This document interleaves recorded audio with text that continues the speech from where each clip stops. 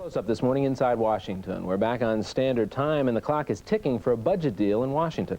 President Clinton promises to veto the Republicans' balanced budget plan, and House Speaker Newt Gingrich says the president has only 2 weeks to work out a deal or face a default on the national debt.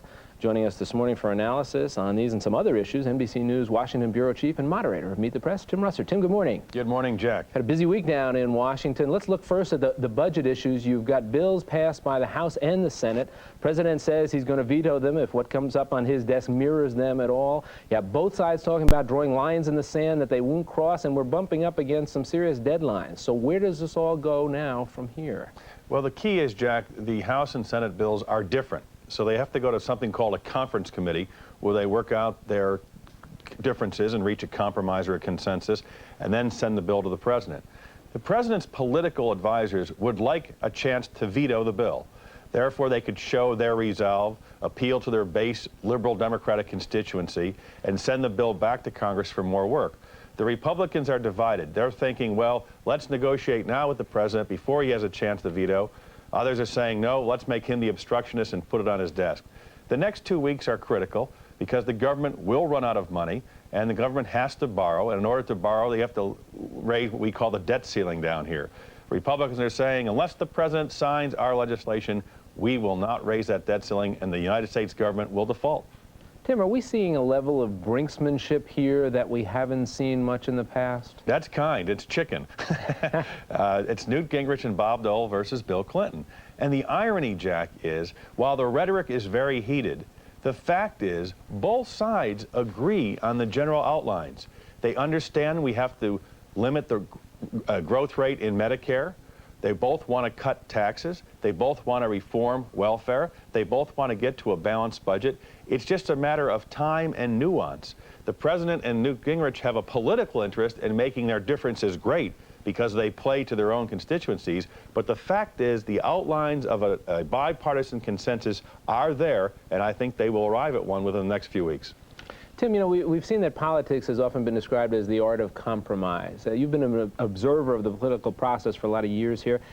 Does it seem to you that that's something that has become a lost art, the idea of compromising? You know, I'll tell you, that's such an important point.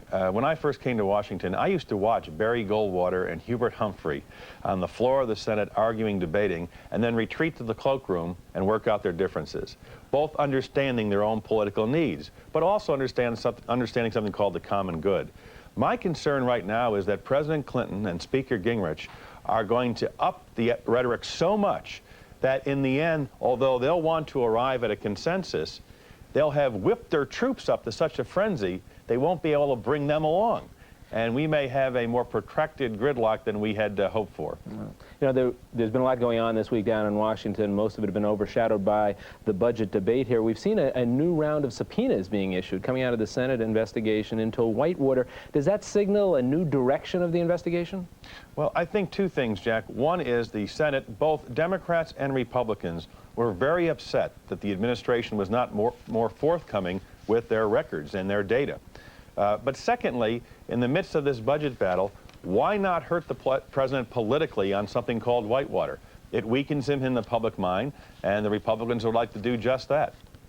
We've also seen that there were some new questions raised about the death of Vincent Foster, the death back in 1993, and curiously didn't get much coverage at all. The idea now that some experts are questioning the legitimacy of that suicide note. How has that played down in Washington?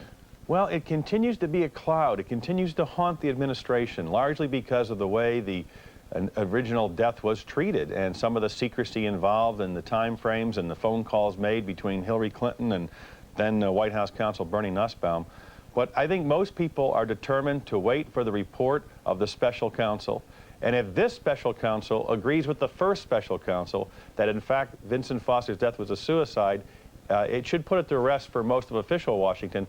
I do think, however, Jack, that for many people, this will long remain a mystery and will become a cult issue, if you will, for a long time to come. And Tim, real quickly, Colin Powell has said he will make a decision very soon about whether he will run. Are you seeing any signals out there? You know, it's interesting. He talked to Bill Bennett and Jack Kemp. last week. At the end of the conversation, Bill Bennett was convinced he was going to run. Jack Kemp was convinced he wasn't going to run. It's all in the ears of the listener. I continue to believe in the end Colin Powell will decide to run. He's 58. He sees enormous problems confronting our country, particularly the racial divide in light of the O.J. Simpson verdict and the Million Man March. And as a military general, by training, he'll step forward and try to take on this last battle. All right, Tim, as usual, always a pleasure and always informative. And Jack, we never mentioned O.J. We didn't in an entire week, Tim. It's sort of delightful, isn't it? Tim, thanks a lot. See you. Coming up next, the latest on tomorrow's vote for independence for Quebec after these messages.